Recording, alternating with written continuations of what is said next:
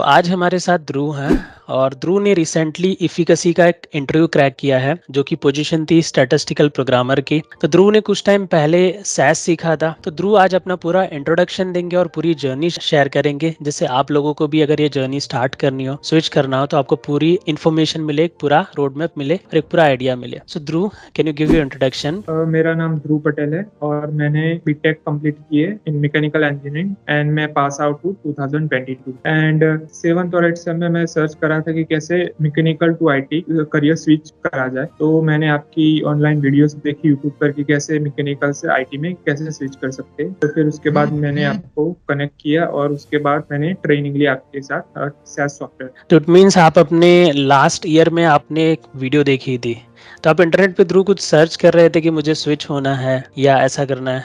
मैं इंटर्नशिप कर रहा था मेरी कोर फील्ड में, तो पे मेरा मतलब इतना इंटरेस्ट नहीं लग रहा था वो फील्ड में और मैं मन बना लिया था कि मुझे आईटी में ही जाना है, प्रोग्रामिंग ही सीखनी है। तो मैं यूट्यूब पर सर्च कर रहा था कि कैसे करियर स्विच करें मैकेनिकल से आईटी। तो मैंने आपका वीडियो देखा, आपने अपलोड किया था कि कैसे एक मैकेनिकल से आईटी में स्विच किया जाए और आपने मतलब सैस सॉफ्टवेयर पर भी मतलब इन्फॉर्मेशन दी है कि ये कौन कौन सीख सकता है, वो सब मैंने सारे वीडियो देखी। तो उसके बाद मैंने आपको कनेक्ट किया, फिर उसके बाद आपने मुझे इन डिटेल पूरी इन्फॉर्मेशन दी सैस सॉफ्टवेयर की, मतलब ये सैस सॉफ्टवेयर कौन से इंडस्ट्री यूज होती है, किस किस में यूज होता है, किस डोमेन में यूज होता है, ये सब आपने इस पर इन्फॉर्मेशन दी। उसके बाद मैंने क्लास ज्वाइन कर लिया। सो ध्रुव, आपने मेरी वीडियो इंटरनेट पे देखी, राइट, यूट्यूब पे? तो वो वीडियो किसी स्टूडेंट के साथ वीडियो थी, जैसे मैं आज आपके साथ बना रहा हूँ वैसे पहले भी काफी स्टूडेंट के साथ बना चुका हूँ, या मतलब कोई और वीडियो थी?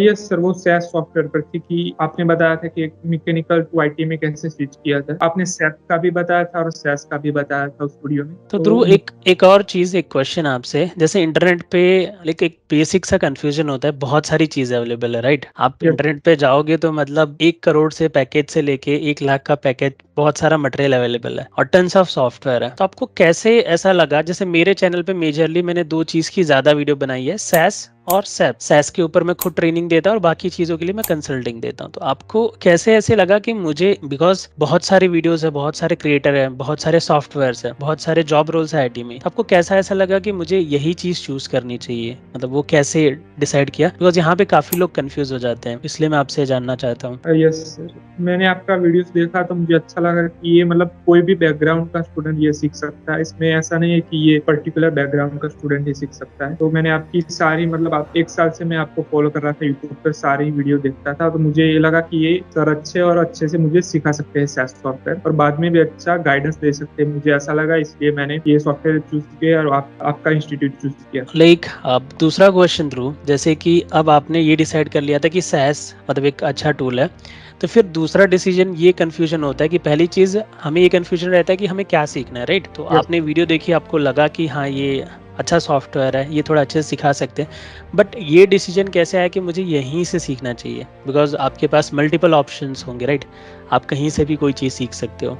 तो ये डिसीजन कैसे आया आपको? जिस वे में आप समझा थे, मुझे लगा कि आप मुझे अच्छे से सॉफ्टवेयर सिखा सकते हो। आपका बोलने का स्टाइल और वो सब मुझे अच्छा लगा कि आप मुझे अच्छे से सॉफ्टवेयर सिखा सकते हो। तो ठीक है, तो पहले 2 आपने फेसेस क्लियर कर लिए। फेज 1 था कि चूज करना, दूसरा फेज की मतलब कहाँ से करना। तो जब आपने मुझसे ट्रेनिंग स्टार्ट की, मतलब आपने सीखना स्टार्ट किया, सो ध्रुव मैं जानना चाहूंगा कि आपको स्टार्टिंग से लेके और एंड तक क्या क्या सीखते वक्त दिक्कतें आई ड्यूरिंग द ट्रेनिंग? बिकॉज मैं मानता हूँ कि बेस्ट देने का आपको ट्राई कर रहा हूँ, बट कुछ प्रॉब्लम एज अ स्टूडेंट आपको फेस हुई होगी जो शायद बाकी स्टूडेंट को, तो वो प्रॉब्लम्स के बारे में या उस जर्नी के बारे में बताना चाहेंगे? Because you are new to programming, right? इससे पहले आपको प्रोग्रामिंग का कुछ भी नहीं पता था। हाँ, स्टार्टिंग में मैं सीखता था तो ये मेरा बैकग्राउंड नहीं था, मेरा कोडिंग का कुछ मतलब बैकग्राउंड नहीं था। तो मैं स्टार्टिंग में थोड़ा प्रॉब्लम हुआ, सिंटैक्स कैसे याद करे, इसका मतलब क्या यूज होता है। पर जैसे जैसे मैं प्रैक्टिस करता गया तो उससे अच्छा होता गया। जितने बार मैंने रिवीजन की, एक पहली बार देखते हो तो कुछ समझ में नहीं आता, फिर दूसरी तीसरी चौथी बार में करने लगा और आपने इतना अच्छा वे में पढ़ाया था कि मुझे स्टार्टिंग में थोड़ा प्रॉब्लम हो रहा था। उसके बाद मैंने रिवीजन करना स्टार्ट किया तो अच्छे से सारे टॉपिक्स क्लियर हो गए। यानी ड्यूरिंग द ट्रेनिंग आपको ज्यादा दिक्कतें नहीं है, मतलब थोड़ा सा रिवाइज किया और आपको इजीली समझ में आ गया। अब ट्रेनिंग के बाद जो जॉब हंटिंग का पीरियड था, तो ट्रेनिंग को अपने थ्रू कितना टाइम लग गया था जिस दिन से आपने स्टार्ट किया? मतलब कितने मंथ्स लग गए थे? अगस्त में मैंने स्टार्ट किया। तो कितने मंथ्स हो गए थे ट्रेनिंग को? टोटल? 3 मंथ। 3 मंथ्स की हमारी ट्रेनिंग रही थी। उसके बाद जो जॉब हंटिंग का पीरियड होता है, तो ट्रेनिंग के बाद आपको जॉब मिलने में, ओके, उसके बीच के जो इंटरव्यूज आपको मिले, हम उसकी भी बात करेंगे। बट अभी जो जिस कंपनी में आपका सिलेक्शन हुआ है, वो सिलेक्शन में कितना टाइम लग गया ट्रेनिंग के बाद और सेलेक्ट होने में? उसके बाद 5 मंथ लगे मेरे को, यानी टोटल 5 और प्लस 3 मंथ्स ट्रेनिंग के 8 मंथ्स लग गए आपको। तो ये जो एक्सटर्नल जो 5 मंथ्स लगे, 3 मंथ्स के बाद आपको 5 मंथ लगे फाइनली ये इंटरव्यू क्रैक करने में एफिकेसी का, तो इस बीच आपने और भी इंटरव्यूज दिए होंगे? Yes sir. ओके, तो वो इंटरव्यूज कैसे मिल रहे थे? रेगुलर मिल रहे थे, गैप होके मिल रहे थे, या वो जर्नी कैसा था? यस सर, वो एक महीने के गैप में मिल रहे थे कि अभी मिला तो उसके 1 महीने बाद दूसरा मिला, ऐसे 4-5 इंटरव्यू मुझे मिले और ये 5 मंथ के भी। ओके, तो वो गैप होके मिल रहे थे, कुछ फिक्स नहीं था? बिकॉज मे बी मुझे लगता है अभी थोड़ा टाइम वो स्लो डाउन और काइंड ऑफ रिसेशन बोला जा रहा है, वो टाइम भी चल रहा है, राइट? बट उस टाइम पे भी आपने ये इंटरव्यूज मतलब मिल रहे थे और आपने फाइनली क्रैक भी किया। तो ध्रुव, एक और चीज कि कुछ एक्सपीरियंसेस रियल टाइम एक्सपीरियंसेस होते हैं, राइट? नो डाउट आपको सेशन में A to Z सब बताया जाता है। तो रियल टाइम जब आपने पहला इंटरव्यू दिया, तो आपको क्या चीजें लगी कि जो आप जहाँ पे लैग कर गए और जो शायद आप पहले कर लेते तो बेटर हो सकते थे? यस सर, वो मेरा पहला इंटरव्यू था तो थोड़ा फियर भी था और इतना कम्युनिकेशन स्किल भी अच्छा नहीं था और इंग्लिश भी इतना मेरा इम्प्रूव नहीं था। और उन्होंने I think scenario based question पूछे थे, वो 2-3 क्वेश्चन में का आंसर मैं नहीं दे पाया था एग्जैक्टली। तो उसमें वो पहले इंटरव्यू में मुझे ये प्रॉब्लम आई। तो एक तो पहले इंटरव्यू का फियर था आपको, दूसरा कम्युनिकेशन का, और तीसरा सिनेरियो बेस्ड। तो आई थिंक ये तीनों कनेक्टेड है, राइट? मतलब फियर अगर ज्यादा नहीं होता है तो हम कम्युनिकेशन स्मूथली कर पाते हैं, और एक बार हमें सिनेरियो बेस्ड क्वेश्चन थोड़े पता चल जाते हैं तो हम नेक्स्ट के लिए रेडी हो जाते हैं, राइट? कि ऐसे सिनेरियोस हो सकते हैं। तो आपने क्या मतलब ये इंटरव्यू अभी क्रैक किया है, ये आपका पहला, दूसरा या तीसरा था, या आप बताओगे कि मतलब ये कौन सा इंटरव्यू था जो आपने क्रैक किया है? वो मेरा 6 इंटरव्यू था ये आपका छठा इंटरव्यू था, ओके। तो इसके पहले 5 इंटरव्यू में आपको क्या लग रहा है, आप कुछ मिस्टेक कर रहे थे बार बार, या इसके पहले भी कोई कंपनी में सिलेक्शन हुआ था आपका? यस सर, मेरा पहले एक कंपनी में सिलेक्शन हो गया था पर कुछ रीजन के कारण मैंने मना कर दिया। यानी आपका ये छठा इंटरव्यू आपने जो क्रैक किया, इसमें ज्वाइन किया, इसके पहले भी आप एक इंटरव्यू में सेलेक्ट हो चुके थे, तो उसके पहले 4 आप फेल हुए थे कंटिन्यूस, राइट? तो 4 में आपको क्या लग रहा है कि वो 4 में क्या मिस्टेक्स हो रही थी, मतलब क्या चीजें थी जो आपने 5वें और छठे में बहुत बेटर कर लिया था? सर वो मैं सिनेरियो बेस में थोड़ा प्रॉब्लम आ रही थी, वो थोड़ा भी ट्विस्ट करके मुझे देते थे थोड़ा बहुत क्वेश्चन, तो मैं सॉल्व कर नहीं पाता था। और उन्होंने फीडबैक भी दिया, आपका थ्योरेटिकल नॉलेज तो बहुत अच्छा है पर आपका मतलब सिनेरियो बेस्ड क्वेश्चन में आपको थोड़ा प्रॉब्लम होता है। तो मैंने उसके बाद उन्होंने फीडबैक दिया, उसके बाद मैं सिनेरियो खुद से क्रिएट करके प्रॉब्लम सॉल्व करने की कोशिश करता था कि ये ऐसा सिनेरियो मुझे मिले तो मैं कैसे प्रॉब्लम को सॉल्व कर सकता हूँ। तो मैंने सिनेरियो बेस्ड क्वेश्चन पे ज्यादा फोकस किया, रिजेक्ट हुआ उसके बाद। सो सिनेरियो बेस्ड क्वेश्चन पे आपने काम किया, और आई थिंक उसके बाद भी हमारे इंटरव्यू होने के बाद हमारे कॉल रहते राइट? मतलब एक कम्युनिकेशन होता था और मैं फिर आपको फीडबैक भी देता था कि ये चीजें भी आप काम कर सकते हो या ये क्वेश्चंस को ऐसे सॉल्व कर सकते हो। तो ध्रुव, अब जो आपने ये सीखा शुरुआत से लेके अभी तक, तो आपने शुरुआत से लेके यहाँ तक जो जर्नी तय की, तो उसमें आपको लगे कि जो एक बड़े ट्रबल्स हो सकते हैं, एक जो बंदे को बिल्कुल भी नॉलेज नहीं है टेक्नोलॉजी का, तो उसके लिए क्या मेजर उसको टेक्निकल या क्या इश्यूज उसको फेस हो सकते हैं? तो पहला मतलब जिसका बैकग्राउंड नहीं है ये प्रोग्रामिंग का, तो उसको थोड़ा डिफिकल्ट लग सकता है स्टार्टिंग में, और उसके ट्रेनिंग के दौरान वो उसका ही डिफिकल्ट लगता है। और उसके बाद थोड़ा अप्लाइंग पार्ट में थोड़ा डिफिकल्ट लग सकता है कि मुझे इंटरव्यू कॉल मिल नहीं रहा है, कैसे अप्लाई करूँ, वो सब थोड़ा डिफिकल्टी लग सकता है। बट हमें थोड़ा पेशेंस रखना पड़ेगा कि मतलब 1 साल तक तो हमें पेशेंस रखना चाहिए कि इतने समय तो लग ही जाता है अप्लाइंग पार्ट में और वो सब में। ओके, सो इट मीन्स जैसा आपके एक्सपीरियंस से आप बता रहे हो और जैसा मैंने अभी तक लाइक काफ़ी स्टूडेंट्स को पढ़ा लिया है, काफ़ी यानी काफ़ी, तो जो सबसे ज़्यादा पेशेंस, जिसमें पेशेंस रखना पड़ता है और काफ़ी अपने आप को मोटिवेट रखना पड़ता है, वो अप्लाइंग वाला पार्ट है, राइट? ट्रेनिंग तक तो काफ़ी हद तक चीज़ें कंट्रोल में होती हैं, उस वक्त मैं साथ में होता हूँ तो मतलब, या ट्रेनर साथ में होते हैं तो चीज़ें हो जाती है स्मूथली। लेकिन जब अप्लाइंग की बात होती है तो वहाँ पे उस टाइम पे आप थोड़े से अकेले रहते हो। नो डाउट मैं वो फैसिलिटी अवेल करता हूँ कि आप मुझे कनेक्ट कर सकते हो, बट फिर भी कि जब गैप होते हैं तब बहुत लोगों का पेशेंस साथ छोड़ देता है कि अब कब मतलब मिलेगा इंटरव्यू और कब मतलब क्रैक होगा कि नहीं, अगला मिलेगा तो नहीं। सो ध्रुव, ये हो गया जर्नी के बारे में। अब मैं पूछूंगा कि आप कुछ गाइड करना चाहोगे लोगों को कि जो क्वेश्चंस इंटरव्यू में पूछे गए सैस पे। सो करंटली आप जिस कंपनी में सेलेक्ट हुए that is clinical research, right?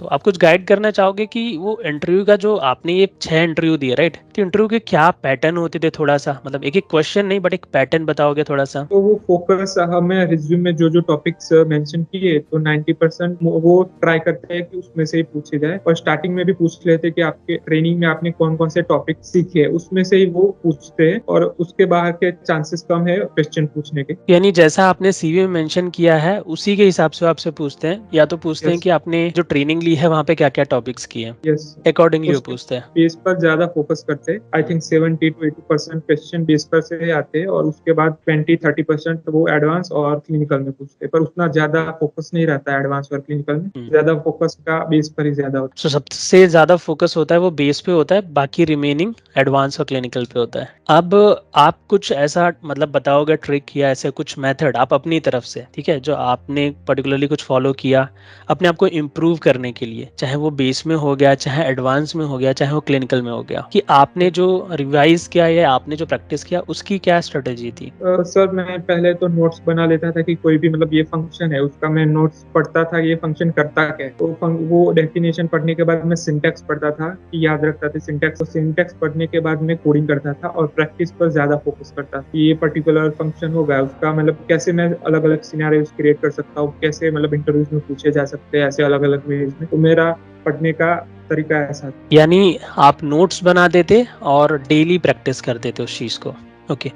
सो ध्रुव, एक और मेजर क्वेश्चन, जैसे कि आपका एकेडमिक बैकग्राउंड मैकेनिकल का, यस। तो आपको इंटरव्यू में ऐसा मतलब बोला कि आपसे ऐसा पूछा उन्होंने कि क्यों आप मैकेनिकल से स्पेशली क्लिनिकल में स्विच कर रहे हो, या कैसे आपको पता चला? यस सर, थोड़े बहुत इंटरव्यूज में मुझे ये क्वेश्चन पूछा गया था कि आप मैकेनिकल फील्ड से हो तो आप ये क्लिनिकल में क्यों आना चाहते हो, या बैंकिंग ये सेल्स में क्यों आना चाहते हो, ऐसा पूछा गया। तो इसको आपने कैसे हैंडल किया? ध्रुव, अपना एक्सपीरियंस शेयर करोगे? तो मैंने सिंपली उनको बताया कि मैं जब इंटर्नशिप कर रहा था मेरे कोल फील्ड में, तो उस टाइम पे मुझे इतना मतलब वो वर्क को मैं इतना एंजॉय नहीं कर रहा था, बाकी थोड़ी बहुत भी प्रॉब्लम थी, तो मैंने उस टाइम पर ही फैसला कर लिया था कि मुझे प्रोग्रामिंग ही सीखनी है और इस फील्ड में ही आना है, इस तरीके से जवाब दिया। एंड कभी आपको ऐसा क्वेश्चन किया आपके ईयर ऑफ पास आउट को लेके या मंथ को लेके, ऐसा कुछ? थोड़े बहुत इंटरव्यू में मुझे पूछा गया था, मैं तो बाकी सब में तो ऐसा कुछ पूछा नहीं गया था कि आपका पास आउट ईयर क्या है।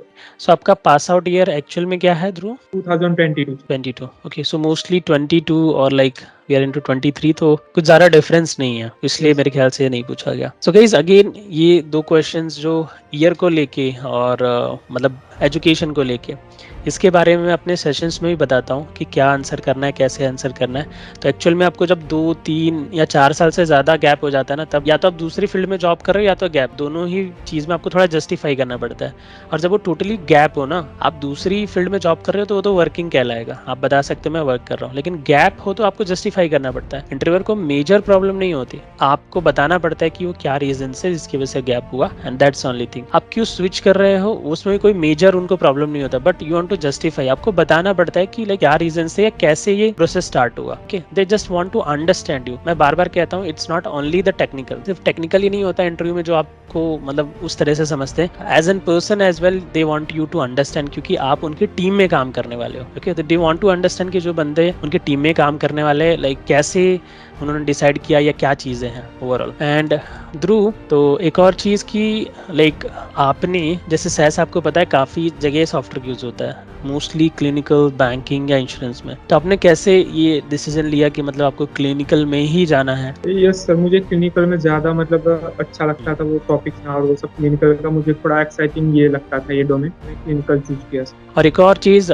ध्रुव, मैं आपसे ये जानना चाहूँगा कि लाइक आप कुछ न्यू स्टूडेंट्स हैं उनको सजेशन देना चाहोगे जो किसी भी सॉफ्टवेयर की या इस सॉफ्टवेयर की प्रिपरेशन कर रहे हैं, तो उन्हें कैसे करना चाहिए? तो जिसको बैकग्राउंड नहीं है तो उसको अच्छा से पहले से तो ट्रेनिंग में पूरा ही ध्यान देना चाहिए कि कंप्लीट मतलब जैसे ट्रेनर समझा ऐसे मतलब जो दिन समझा उसके 1-2 दिन में ही वो पूरा ही रिवीजन कर ले तो अच्छा रहेगा, क्योंकि थोड़ा थोड़ा करके हम रिवीजन करते हैं तो बाद में कोई प्रॉब्लम नहीं आता है, पर एक साथ हम करने जाते हैं तो थोड़ा मतलब प्रॉब्लम आ जाता है। तो जैसे ट्रेनर सिखाया उसी दिन ही पूरा कंप्लीट करना चाहिए रिवीजन और वो सब, और कोडिंग का प्रैक्टिस ज्यादा करना चाहिए। सो आई थिंक ध्रुव हमने most of the questions cover कर लिए। कुछ ऐसा है जो आप अपनी तरफ से बताना चाहोगे? आपको थैंक यू कहना चाहूंगा कि आपने इतनी मदद की मेरी, मतलब जब भी मैंने आपको ट्रेनिंग के बाद भी आपको कनेक्ट किया तो आपने मुझे कंप्लीट इन्फॉर्मेशन दी सभी की, मतलब मैं कभी भी फोन करूँ तो आप अच्छे से मुझे इन्फॉर्मेशन देते थे कि ऐसा अभी थोड़ा वैकेंसी कम है और वो सब। सो गाइज, हाँ, ये एक मेजर कंसर्न होता है ध्रुव। आई बिलीव ये एक बहुत टफ टाइम होता है गाइज। लेट सपोज अभी क्या है कि मैं एक बहुत ही लिमिटेड स्टूडेंट्स को पढ़ाता हूँ, बहुत ज्यादा स्टूडेंट्स को नहीं पढ़ाता, ठीक है। तो क्या होता है कि मेरे पास थोड़ा मतलब ऐसा रहता है कि हाँ मैं टाइम दे सकता हूँ, लेकिन मैंने एक मेजर कंसर्न ये देखा कि स्टूडेंट तब तक तो वो फ्लो में रहता है, मोटिवेटेड रहता है कि जब तक वो सीख रहा है, लेकिन जब सीखने के बाद अप्लाइंग वाला पार्ट आता है तो उसमें लगता है पेशेंस। नो डाउट ये चीजें मैं पहले ही बता देता हूँ कि जब सीख रहे हो तो कितना टाइम लगेगा जॉब लेने में, क्या प्रॉब्लम्स आपको फेस करनी पड़ेगी, लेकिन जब एक्चुअल में ध्रुव फेस करते तब वो सहन नहीं होता, राइट। तब वो लगता है कि चलो बोला था ठीक है, लेकिन ये जब फील हो रहा है सामने तब नहीं वो एडजस्ट हो पाता, तो तब पैनिक क्रिएट होता है, ठीक है, दिमाग में कि क्या करें। इसलिए मैंने अपने स्टूडेंट्स के लिए वो चीज़ रखी कि कंप्लीट करने के बाद भी मुझे कनेक्ट कर सकते हो, गाइडेंस ले सकते हो, तो एटलीस्ट आपको पता चलेगा मुझसे कि क्या चल रहा है मार्केट में या इंटरव्यूज का, मतलब कितना टाइम लग जाएगा या क्या इंप्रूवमेंट करनी है। तो लाइक बहुत ज्यादा तो आपको नहीं बता सकता पूरी की पूरी चीजें, ठीक है, क्योंकि पूरा आप तभी बनते हो जब आप खुद से खुद को जानने की कोशिश करते हो। मैं जितना हो सकता है मेरे पास जो नॉलेज और इन्फॉर्मेशन होती है मैं उस वक्त आपको देने की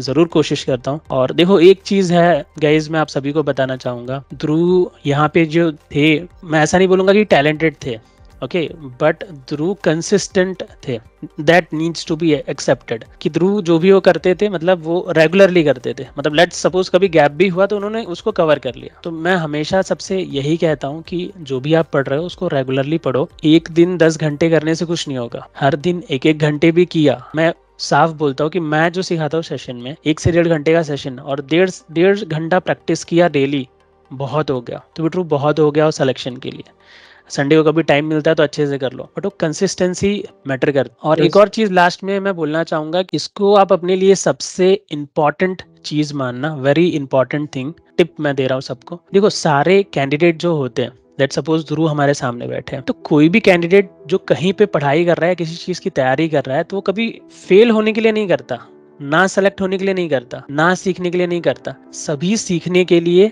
और सभी इंटरव्यू में सेलेक्ट होने के लिए करते हैं। लेकिन प्रॉब्लम कहाँ आती है, जब सभी उसी चीज के लिए कर रहे हैं तो क्यों, मतलब लेट सपोज कि सबका टाइम पे एक टाइम पे हो जाता है, बट लेट सपोज क्यों किसी का एक टाइम पे हो जाता है और किसी को टाइम लग जाता है। See it's all about the system. हम सभी का गोल एक है।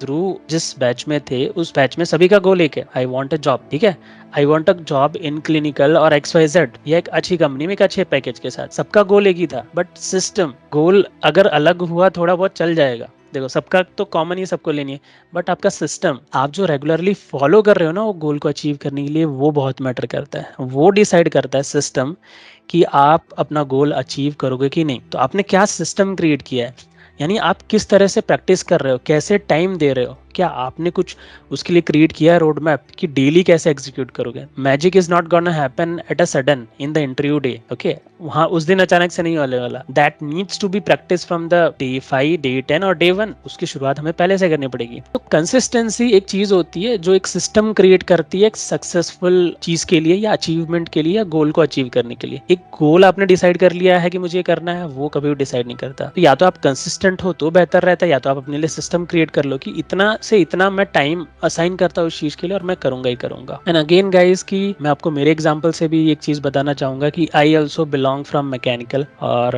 काफी पहले मैंने भी इन चीजों के लिए स्ट्रगल किया है। So I know this thing कि चीजें बहुत आसान नहीं होती, but I can tell you I was not good in academic, but today I am able to guide, teach and do everything. But ये कैसे पॉसिबल हो पाया, बिकॉज मैंने बहुत सारे प्रॉब्लम्स, बहुत सारे उस चीज के पीछे चीजें देखी कि क्या फेलियर्स होते हैं। तो जितने आप फेलियर्स देखते हो उतने ज्यादा स्ट्रांग होते जाते हो, उतने ज्यादा मेच्योर होते जाते हो, उतनी ज्यादा आपकी कैपेसिटी बढ़ते जाती है। तो फेलियर से कभी भी फियर मत करना कि अब क्या होगा, वो आपके बेटरमेंट के लिए समथिंग बिल्ड हो रहा है। आपको पता नहीं है कि एक्चुअली बिल्डिंग जब तक बन नहीं जाती ना तब तक उसमें रह नहीं सकते। अब एक यहाँ पे एक छोटा सा एग्जांपल लेते हैं, लेट्स सपोज एक ब्रिज बन रहा है, राइट।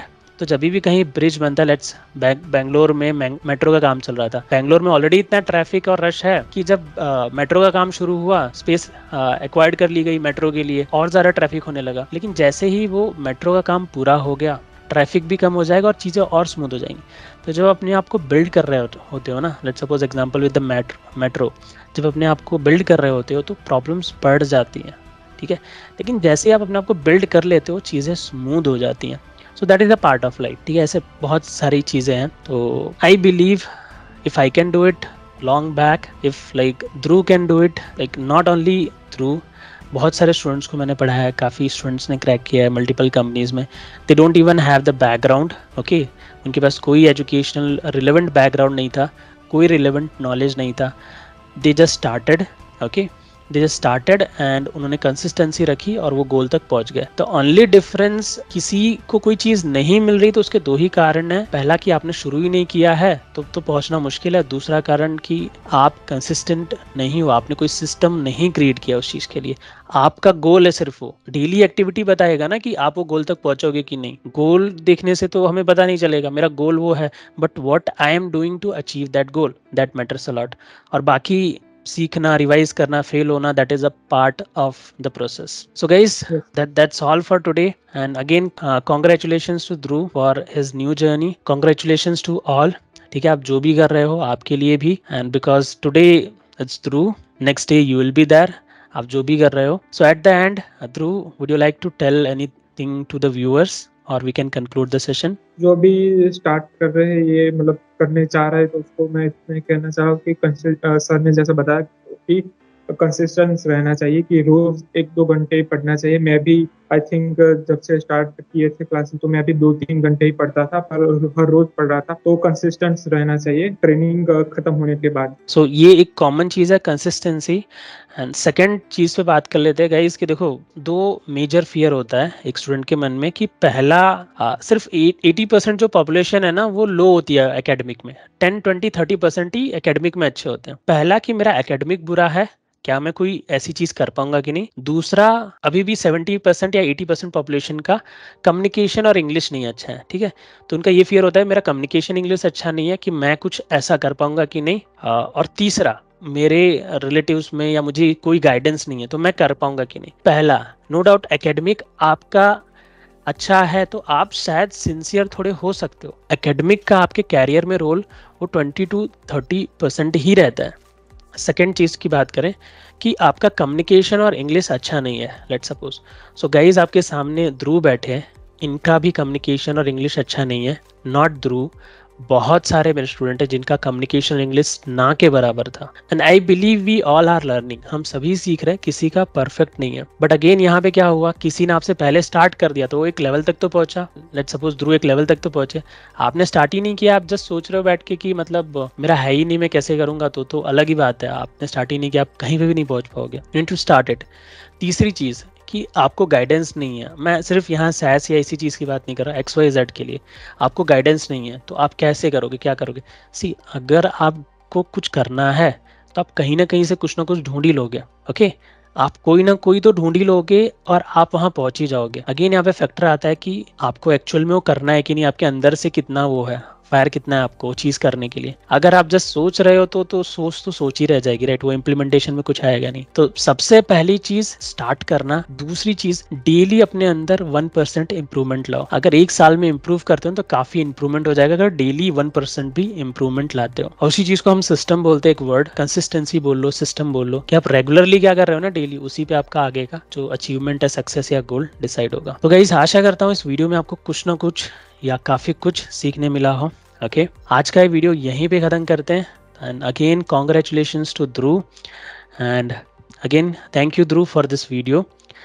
सो हम काफ़ी लोगों को काफ़ी चीज़ें बता पाए, एंड आगे भी ज़रूर किसी को कोई भी हेल्प चाहिए हो, गाइडेंस चाहिए हो तो आप कमेंट्स में पूछ सकते हो। Okay, I will try to answer. Even I will tell to Dhruv कि वो भी कमेंट में आपके कुछ क्वेश्चंस हो कॉमन तो उनका आंसर करें। एंड आगे भी हम ट्राई करेंगे ध्रुव को वापस ले आए अपने वीडियो में 6 महीने बाद या 1 साल बाद, की क्या चीज़ें उन्होंने सीखी, फ्रेशर के बाद क्या चेंजेस उनमें आए, तो आपको पता चले कि कैसे जर्नी रहती है जॉब लगने के बाद अगले 6 महीने या 1 साल में। तो अभी के लिए वीडियो यहाँ पे एंड करते हैं गाइस, तो मिलते हैं अगले वीडियो में। तब तक के लिए thank you Dhruv, and bye bye everyone, and thank you everyone.